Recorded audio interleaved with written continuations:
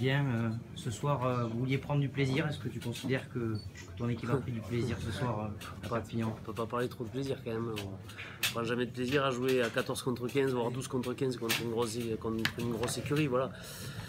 Bah, je félicite surtout les Perpignanais parce que voilà, je crois que c'est un gros leader de cette Pro D2. Je leur souhaite de monter pour pas être trop pénible la saison prochaine en Pro D2. Ça nous arrangerait.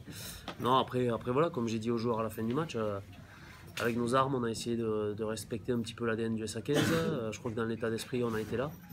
Dans le jeu, on a répondu présent aussi. On s'excuse auprès des spectateurs parce qu'on a été obligé de passer en mêlée simulée avec 2 blessures du talonneur. C'était pas du tout prémédité. Hein. On préfère jouer à 15 contre 15 qu'à 14 contre 15, surtout contre une équipe perpignanaise qui propose une telle vitesse. Mais voilà, je crois que les garçons ont montré beaucoup d'abnégation ce soir. Et puis c'est surtout que, un peu comme le match à Montauban, on est venu mourir ici avec nos armes. On a produit, on a tenté. Voilà. Après, ça reste une très très grosse équipe qu'on a joué ce soir. Et de manière surprenante, vous avez peut-être plus tenu tête en deuxième mi-temps qu'en première. Ouais, c'est sûr qu'à la mi-temps, on a changé de visage sur l'aspect défensif. On a corrigé quelques secteurs, notamment dans le duel où on était trop attentiste, on plaquait trop bas, donc les Perpignanais arrivaient à mettre en place leur vitesse.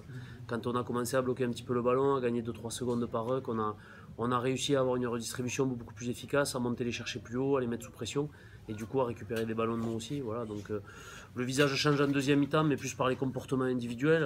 Maintenant, c'est sûr que quand on voit 14 contre 15 ce qu'on réalise, on se dit qu'en première mi-temps, on aurait pu être un peu plus dangereux. Vous avez réussi néanmoins à poser quelques points de l'équipe de Perpignan. Oui, par moment, mais pas assez.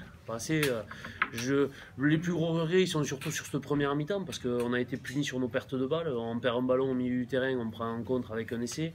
On perd 2 ballons sur mêlée, sur pénalité, on prend 2 pénales touches, essai, un sur lancement, un sur passe au pied. Donc voilà, on a donné trop de munitions, je crois qu'ils n'en ont pas besoin, les Perpignanais aujourd'hui, ils ont bien assez ce qu'il faut dans l'effectif pour marquer eux-mêmes. Donc voilà, un peu dommageable sur cette première mi-temps. Après, je dirais que la deuxième mi-temps, on a été en mode, pas panique, mais en tout cas, il a fallu s'adapter. On a les 3 quarts qui venaient devant, qui repartaient, un 9 qui lançait en touche. Bon, c'était un peu champêtre, mais on est resté dans une philosophie de jeu, essayer de tenir le ballon, essayer de proposer quelques animations et continuer à déstabiliser cette équipe. Ouais. Vous avez des nouvelles de vos 2 talonneurs qui sont partis?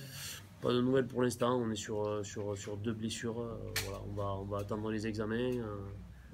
On va de toute façon penser un petit peu les blessures et surtout récupérer, parce que pour un 6e match, c'était quand même une fin de bloc. Je trouve que physiquement, on s'est plutôt bien accroché à cette équipe perpignanaise. Donc voilà, maintenant, on va prendre une semaine pour évacuer tout ça et essayer de bien finir la saison avec un déplacement à Nevers et une réception de Grenoble. Merci. Merci.